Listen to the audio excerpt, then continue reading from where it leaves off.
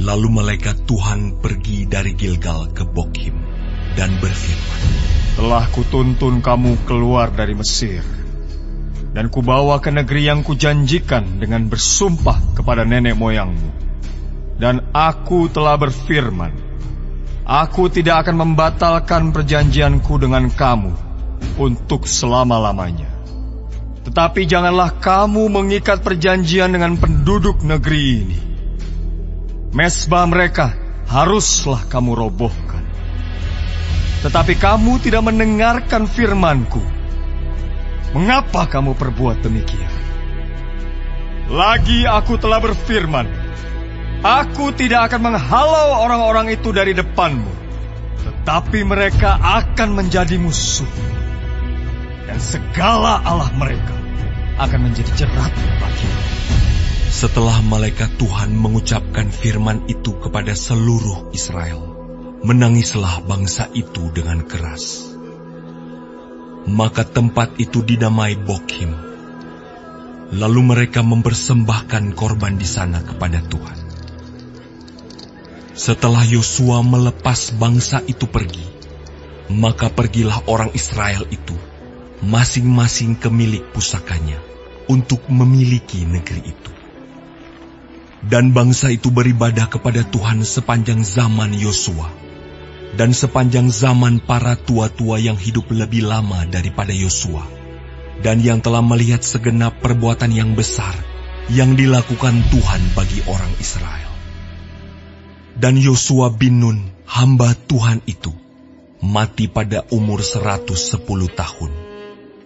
Ia dikuburkan di daerah milik pusakanya di Timnat Heres, di pegunungan Efraim, di sebelah utara Gunung Gaas. Setelah seluruh angkatan itu dikumpulkan kepada nenek moyangnya, bangkitlah sesudah mereka itu angkatan yang lain yang tidak mengenal Tuhan ataupun perbuatan yang dilakukannya bagi orang Israel. Lalu orang Israel melakukan apa yang jahat di mata Tuhan, dan mereka beribadah kepada para Baal.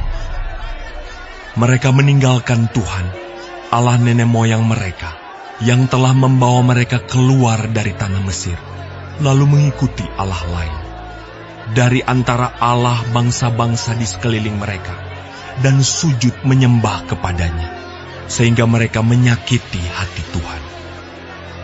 Demikianlah mereka meninggalkan Tuhan dan beribadah kepada Baal dan para Asitoret.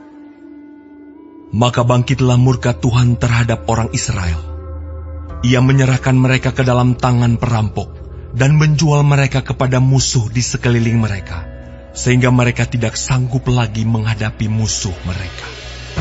Setiap kali mereka maju, tangan Tuhan melawan mereka dan mendatangkan malapetaka kepada mereka, sesuai dengan apa yang telah diperingatkan kepada mereka oleh Tuhan dengan sumpah, sehingga mereka sangat terdesak. Maka Tuhan membangkitkan hakim-hakim yang menyelamatkan mereka dari tangan perampok itu. Tetapi juga para hakim itu tidak mereka hiraukan, karena mereka bersinah dengan mengikuti Allah lain dan sujud menyembah kepadanya. Mereka segera menyimpang dari jalan yang ditempuh oleh nenek moyangnya yang mendengarkan perintah Tuhan. Mereka melakukan yang tidak patut. Setiap kali apabila Tuhan membangkitkan seorang hakim bagi mereka, maka Tuhan menyertai hakim itu dan menyelamatkan mereka dari tangan musuh mereka selama hakim itu hidup. Sebab Tuhan berbelas kasihan mendengar rintihan mereka karena orang-orang yang mendesak dan menindas mereka. Tetapi apabila hakim itu mati, kembalilah mereka berlaku jahat, lebih jahat dari nenek moyang mereka, dengan mengikuti Allah lain, beribadah kepadanya, dan sujud menyembah kepadanya. Dalam hal apapun, mereka tidak berhenti dengan perbuatan dan kelakuan mereka yang tegar itu.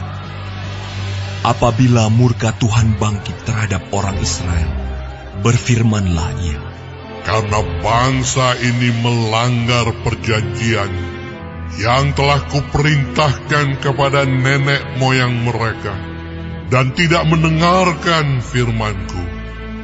maka aku pun tidak mau menghalau lagi dari depan mereka satu pun dari bangsa-bangsa yang ditinggalkan Yosua pada waktu matinya, supaya dengan perantaraan bangsa-bangsa itu aku mencobai orang Israel, apakah mereka tetap hidup menurut jalan yang ditunjukkan Tuhan, seperti yang dilakukan oleh nenek moyang mereka, atau tidak. Demikianlah Tuhan membiarkan bangsa-bangsa itu tinggal dengan tidak segera menghalau mereka. Mereka tidak diserahkannya ke dalam tangan Yosua.